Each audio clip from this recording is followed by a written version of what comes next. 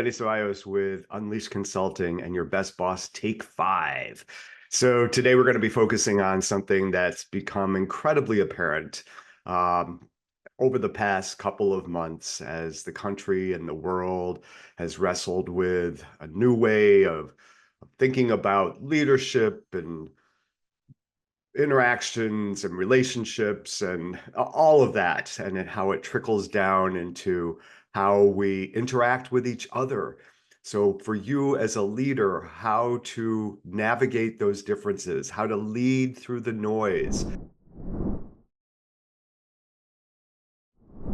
of people having so many different points of view that don't necessarily align. So what do you do with that as a leader? So I've got 3 things that I want to suggest to you and invite you to consider as you're thinking about how to navigate the noise. The first is always start with empathy and API. API stands for assume positive intent. So when you are dealing with somebody that you are in disagreement with, you are not aligned with, I want you to consider starting with the notion of how can I see through this other person's eyes? How can I feel through this other person's feelings? How can I hear through this other person's ears? Start with empathy. What can you do to put yourself into the point of view of the other person? Start there. No matter how much your need to be right, and we'll talk about that in a minute, seems to cloud that notion of being empathetic. API says that we start with the notion that everybody is coming from their own integrity. Again, your integrity may not be aligned with the other's integrity, but to assume positive intent. So we start with that. That is the way to set the road, to set the pathway to finding common ground and understanding.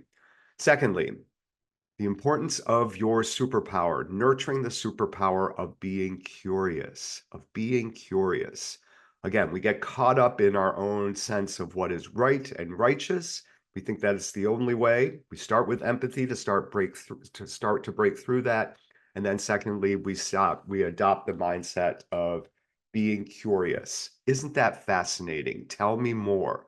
See if you can complete the full picture. And it does a couple of things. One, it helps you to understand and empathize more. But secondly, and just as importantly, it helps to really get into the sense of being fascinated, of being curious, of being wanting to know more. So it's a really helpful strategy to stay curious. Isn't that fascinating? Tell me more. Let's solve the puzzle together. And thirdly, I want you to adopt the chicken head response. It's a really great hack. It's a really great tactic for showing folks that that they're being seen, valued, and heard. And it basically looks like this. So I hope you're looking at your screen right now. So as you're talking, I'm nodding my head. I'm doing the chicken head or the pigeon head response. It's a way of acknowledging, of saying that I hear you, I see you, and I value.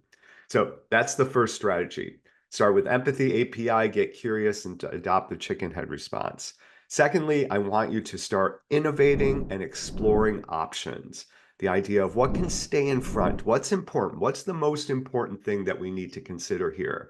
And beyond that, let's start to innovate, to explore. You can do this on your own or you can do it with the other person. But what are some of the options? What are some of the ways that we can look at this? This is how we brainstorm together. This is how we yes and together. How can we come to a closer understanding of what can stay in front and what can stay in the back?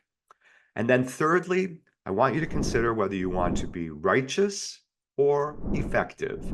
So there's a lot to be said, especially in our politically divided, socially divided world, both writ large and in our organizations, for maintaining a stance of, what is it that I really want from this relationship? What is it that I really need from this relationship? And to start approaching you're finding common ground from that point of view, as opposed to standing in your place of righteousness.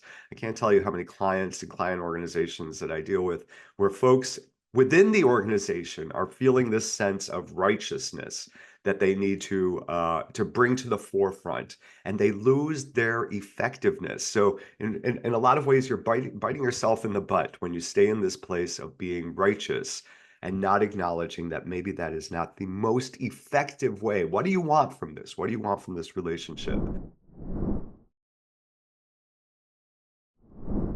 So those are my 3 insights for today for you to share. I hope you'll be able to use those and to share them with the folks that you lead and supervise.